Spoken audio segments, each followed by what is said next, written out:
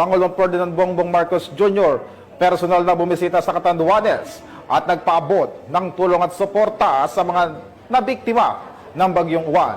Patrolwoman Vanessa Sol, ibalita mo. Personal na bisita si Pangulong Ferdinand R. Marcos Jr. sa Catanduanes upang kumustahin ang mga residenteng matinding naapektuhan ng Super Typhoon Uwan at tiyaking tuloy-tuloy ang ibinibigay na tulong ng pamahalaan. Sa mga pinuntahan ng Pangulo ang Barangay Tubli sa bayan ng Karamoran, isa sa mga lugar na matinding sinalanta ng storm surge. Sa tala ng lokal na pamahalaan, 161 kabahayan ang tuluyang nasira habang 367 ang bahagyang napinsala.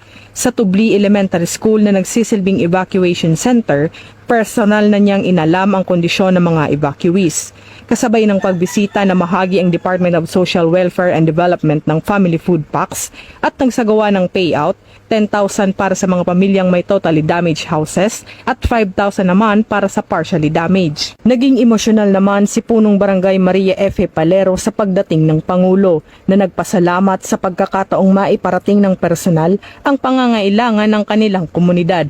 Patuloy namang tiniyak ng Malacanang na hindi iiwan ang mga pamilyang naapektuhan ng Bagyong Uwan hanggang sila ay tuluyang makabangon.